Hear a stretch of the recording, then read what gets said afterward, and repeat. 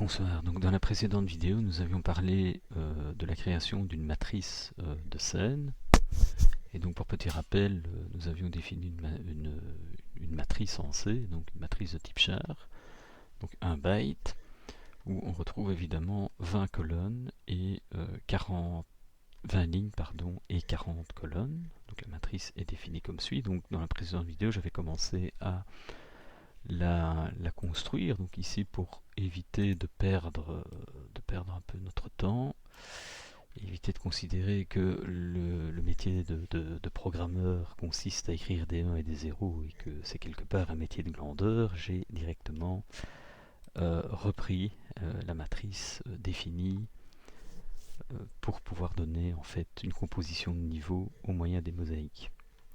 Alors maintenant que nous avons cette fameuse matrice qui indique la position de chacun des éléments, ce qu'il faut ajouter, c'est une surface de scène sur laquelle on va dessiner le contenu de cette fameuse matrice. Donc on a, pour rappel, une surface de niveau qui contient les différentes mosaïques à appliquer, et ici on va voir une surface de 32200 qui sera une surface locale sur laquelle on va définir la scène proprement dite. Et en gros, ce qui va se passer, c'est que une fois qu'on aura défini cette scène, on va pouvoir créer en fait une texture globale que je vais appeler PScene, qui sera la copie de cette scène en quelque sorte vierge de toute animation et qui contiendra le décor créé à partir de l'empilement ou en tout cas du positionnement des différentes mosaïques. Et donc cette fameuse scène sera créée ou en tout cas affichée dans la fonction updateGame, qui est une fonction qui fait partie quelque part de l'état de notre programme. Donc ça c'est l'idée de ce que nous allons faire ici pour continuer. Alors, avant toute chose, il va falloir définir, pour faire cette fameuse copie, les différents éléments qu'on a ici et expliquer au système d'où les copier vers la destination dans la surface de scène finalement. Donc la première chose à faire, c'est de créer dans les variables globales une définition des mosaïques.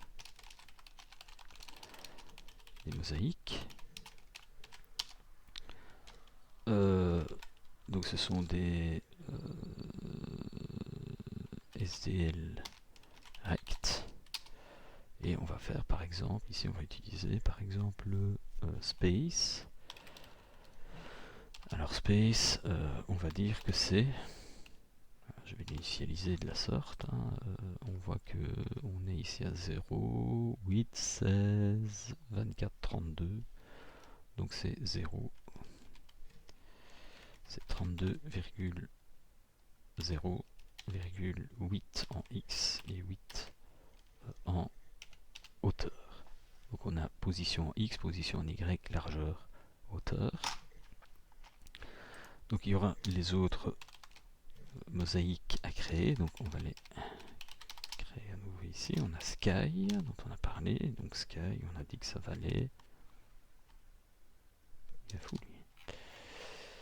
Donc Sky ici, il vaut normalement 24. Si j'observe 8,0, pardon, 8,8. Donc si je reviens en arrière, j'ai SDL rect GND3.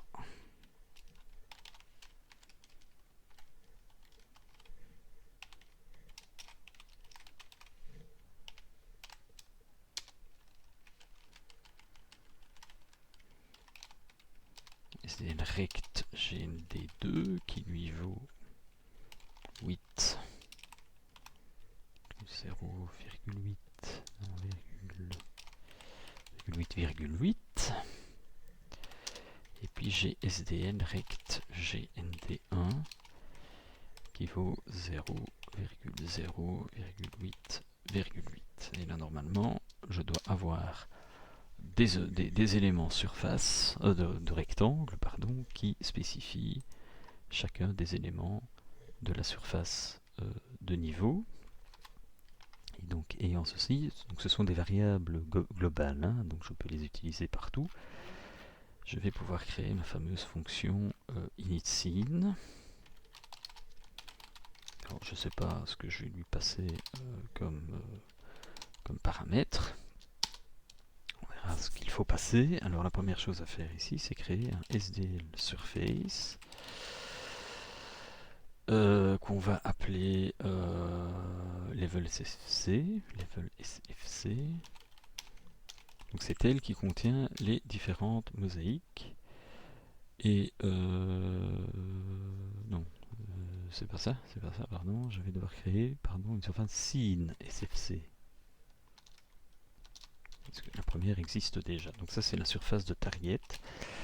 Et cette surface va devoir faire 320-200. Alors cette surface, je la crée en appelant une fonction de la SDL qui s'appelle SDL create RGB surface. Et là je vais devoir lui passer un certain nombre de paramètres parce que cette fonction est assez complexe. Donc si je la regarde, c'est SDL SDL create RGB surface. Donc ici si je tape create RGB surface, qu'est-ce que ça va donner? Voilà, la voici, et là j'ai toute une série de paramètres qui sont des flags, donc, qui ne sont pas utilisés visiblement. Hein. Si j'observe ici, il me dit voilà, le premier paramètre n'est pas utilisé, le reste c'est la largeur, la hauteur, la profondeur c'est simplement le nombre de bits qui vont représenter la surface, donc là on pourra mettre le maximum. Et ça, en fait, ce sont des masques que l'on peut placer en fait sur les composantes de rouge, de vert et de bleu, ainsi qu'un masque d'opacité en fait du channel alpha.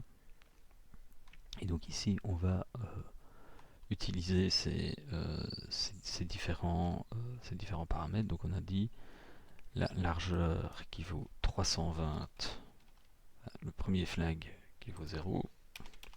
320, 232 pour la profondeur, et puis ensuite il faudra mettre 0 pour les masques et 0 pour le masque final. Alors cette surface elle est locale puisque je vais en créer une texture, et donc je vais pouvoir utiliser la fonction de destruction des surfaces qui est SDL free surface.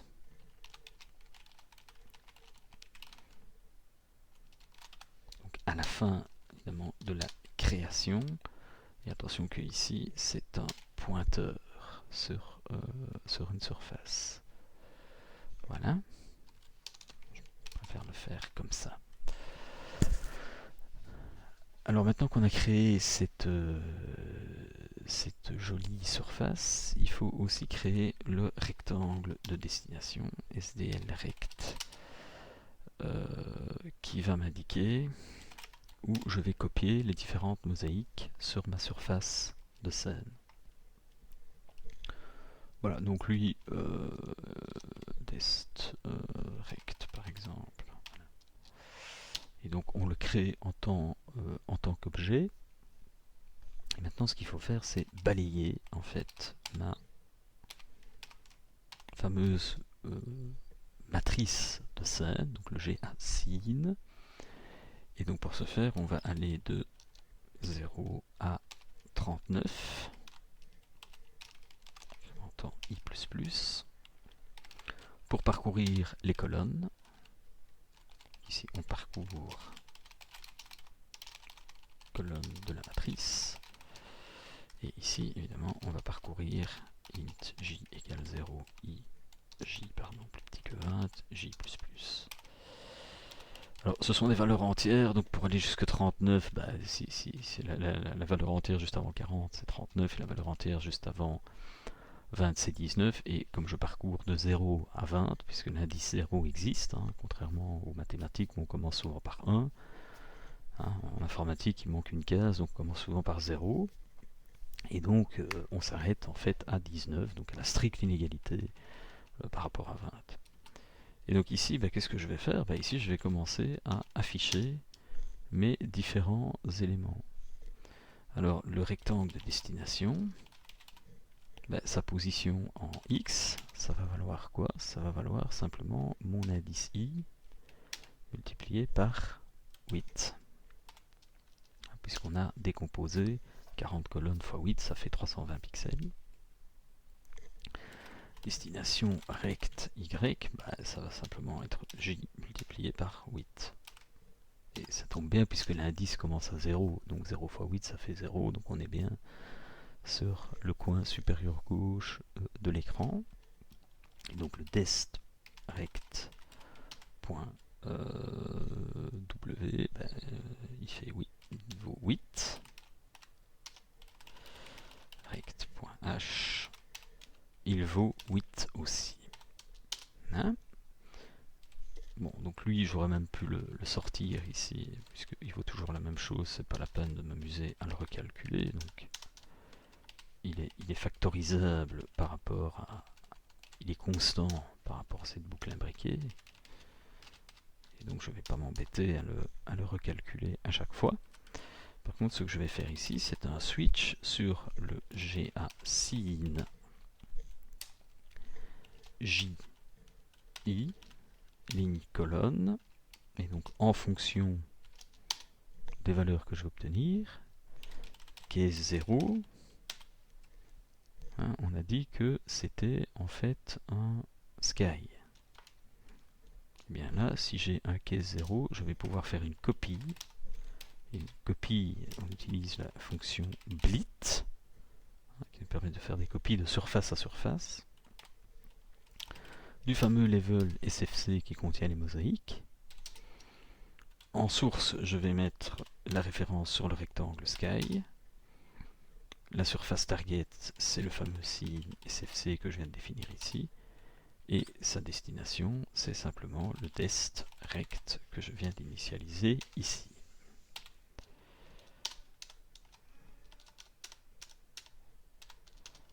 Avec un petit break.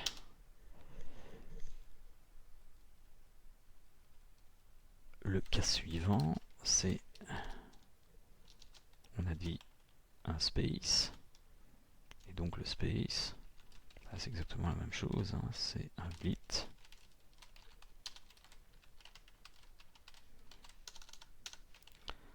De space sur la scène.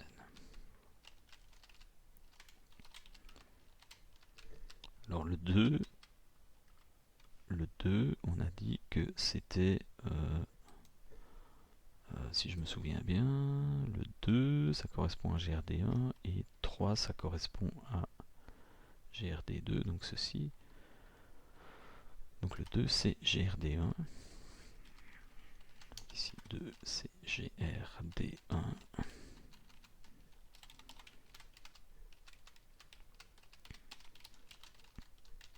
Le 3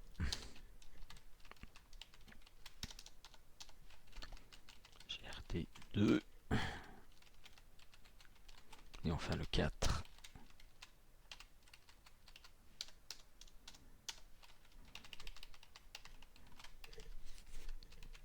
c'est GRD3.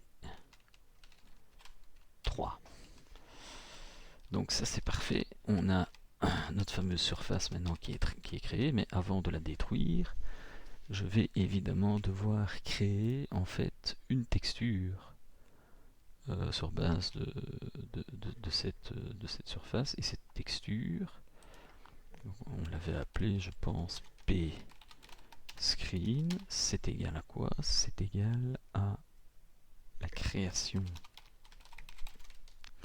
d'une texture from surface. Et pour ça, j'ai besoin du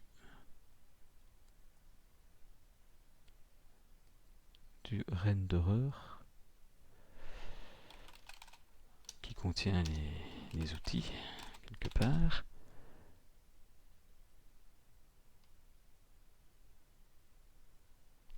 Et de ma fameuse surface screen SFC que j'ai définie ici. Donc cette surface screen SFC,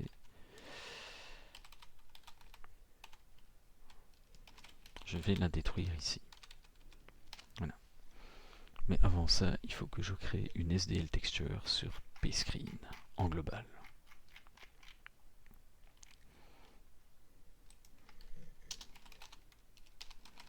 Texture que je vais appeler PScreen. Je vais y aller à nul. Et il ne faudra pas oublier non plus de la détruire. Dans le fameux destroy. Donc ici c'est un SDL. Je pense que c'est destroy texture PScreen. Au moment où l'application sera détruite, cette texture sera relâchée. Alors ça c'est pratique parce que la texture va donc être créée une seule fois. Lorsque cette scène sera utilisée pour la première fois. Alors pourquoi on travaille comme ça? Il faut simplement imaginer que dans mon état game, je puisse avoir plusieurs niveaux ayant des formes différentes. Ici j'ai défini donc un tout premier niveau avec des grandes disposées d'une certaine manière, avec des trous disposés d'autre manière. Je pourrais créer des niveaux plus complexes, même introduire de nouveaux éléments, etc. Et donc il faudrait à ce moment-là recréer à la première initialisation de ce niveau cette surface vide qui représente quelque part mon écran en fonction des mosaïques qui seront projetées dessus. Donc ici, il me faudra peut-être une petite variable qui va m'indiquer si la surface a déjà été chargée ou pas. Donc je vais int sfc loaded et qui est initialisé à 0.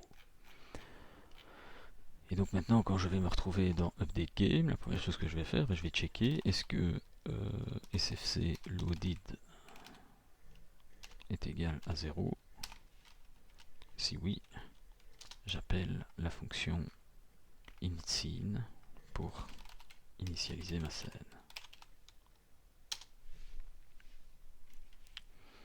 Donc ça c'est le petit détail, et surtout, c'est pour ça que je vais mettre deux éléments, pas oublier, indiquer qu'à ce moment-là, la scène a été chargée. Donc dire que sfc loaded égale 1, histoire qu'il ne la recharge pas tout le temps. Et donc maintenant, qu'est-ce que je vais faire? Et bien maintenant, je vais faire un truc très simple. Je vais simplement faire un SDL copy. Je vais pas faire un SDL, oui, je vais devoir faire un SDL render copy pour copier ma fameuse surface sur le renderer. Donc là, je vais avoir besoin en fait d'un SDL rect qui est, donc je l'aurais déjà défini quelque part, le SDL rect de la surface. Non, il n'est pas défini. Donc je vais avoir besoin d'une surface qui s'appelle, donc ça ne sera pas une surface, c'est ptexture. Donc la première chose à faire, c'est SDL render copy de renderer de level, pas level, level pscreen, pardon. Et ce fameux pscreen qui est global, je vais le copier sur le rectangle de destination, et ce rectangle donc le rectangle target, donc 0, enfin 320-200, sur la cible qui sera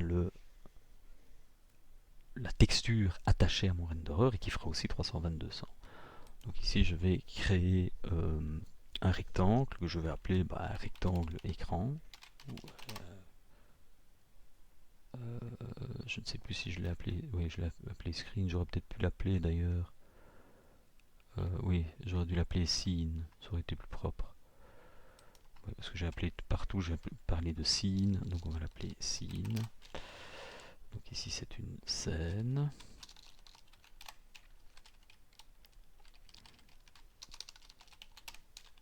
Scene SFC, scene SFC, même chose au-dessus. C'est de garder une dénomination un peu cohérente, et ça on va l'appeler scene. Même chose dans le destroy, on va l'appeler scene. Ça va sûrement poser des problèmes, mais tant pis. Scene. C'est de garder cette petite cohérence. Donc ici, qu'est-ce qu'on dit? On a un rectangle scène. Ce rectangle scène, il vaut 0,0,320.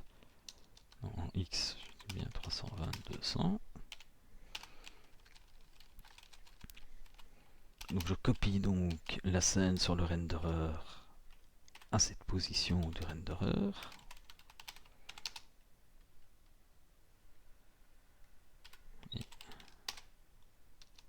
Donc, pscene, ici c'est la source et là c'est la target. Donc la target c'est sur le renderer, c'est ceci aussi. Donc maintenant mon renderer est prêt et je n'ai plus qu'à le présenter. Donc maintenant je peux faire un SDL render present normalement et l'appeler à ce moment-là renderer. Donc là j'ai présenté le renderer à la fin de la construction de ma scène. Donc en gros, voilà, pour résumer, quand je serai dans l'état update game, donc c'est-à-dire quand j'aurai changé de statut, je serai dans le statut CEP game, qui est contrôlé normalement par le process ici. Et bien là évidemment, la première fois, si elle n'a jamais été chargée, cette fonction va être appelée. On va créer la fameuse texture pscene à partir d'une copie des mosaïques aux bonnes positions sur la surface de scène en tenant compte du contenu de la matrice. Une fois que cette texture est prête, je vais simplement la copier sur la texture du renderer courant à présenter, et à ce moment-là, je ferai un renderer present pour afficher le contenu du renderer. Donc si j'ai pas trop mal travaillé, ce qui n'est pas fondamentalement gagné, et que je fais ici un petit make, on a déjà des problèmes. Bon, qu'est-ce qui se passe? Il ne connaît pas le renderer. On a énormément de problèmes. Destroy PC, donc ligne 102, on a un problème. Qu'est-ce que c'est? Oui, une parenthèse mal fermée, c'est pas très grave. Un petit clear, un petit make, et à nouveau on est parti pour la gloire. C'est pas GRD, c'est GND, ça a été copié tout le temps, magnifique. Donc tout ça est faux. Renderer, c'est quoi? C'est pas renderer, c'est render. Bon, on va regarder. Ou c'est p-renderer, je pense. Oui, c'est p-renderer. Ok, donc le et GRD est faux. Et ampersand GRD est faux, ce sont des GND.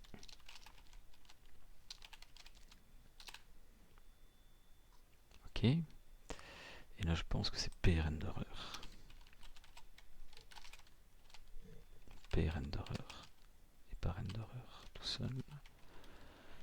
On va vérifier pour être sûr. Ouais, c'est p-renderer. Voilà, ouais, t'as le problème. Ok. Et donc ici, même chose, on est sur un p-renderer. Là, on est aussi sur un p-renderer. Alors qu'est-ce qui se passe? Ok, un petit clear, un petit make, et oups, ça marche. Et maintenant, si je fais mon fameux test d'exécution, on va voir ce que ça va donner. On est en live, donc si j'appuie sur 1, bingo, mon écran est affiché en fonction des mosaïques. Évidemment, c'est tout petit, hein, simplement parce que bon, je suis en 320-200 et donc j'ai des pixels affreusement petits. Voilà, donc c'est ce que je voulais présenter ici dans la vidéo. Hein. Donc maintenant, nous avons bien donc cette texture est une texture initiale qui va être affichée, enfin, qui va être composée au premier appel de l'entrée dans le statut game, premier appel du niveau, et donc elle sera disponible à chaque rafraîchissement. Hein, c'est-à-dire que chaque fois que je vais devoir repartir d'un écran propre pour pouvoir afficher les éléments dedans, je partirai directement sur cette texture. Donc voilà, donc ça conclut quelque part notre première vidéo d'affichage, de construction quelque part des niveaux d'un petit jeu de plateforme. Donc dans la deuxième vidéo, enfin dans la vidéo suivante, pardon, ça va devenir un peu plus tricky puisque là on va commencer à parler de l'affichage de ce qu'on appelle des sprites. Hein. Donc ici j'ai parlé de mosaïques. Les mosaïques ce sont des éléments statiques quelque part, hein, donc qui vont rester figés dans le déroulement du niveau. Les sprites ce sont des éléments évidemment qu'on va pouvoir animer.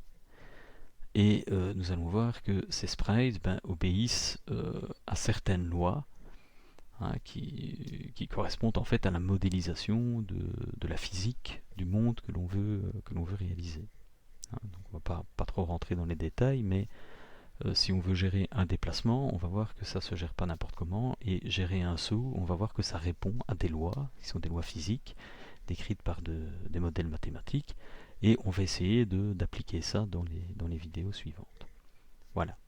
J'espère que ça vous donne un petit peu plus une idée de la programmation en C et de l'utilisation de la bibliothèque SDL pour démarrer la construction de jeux en 2D.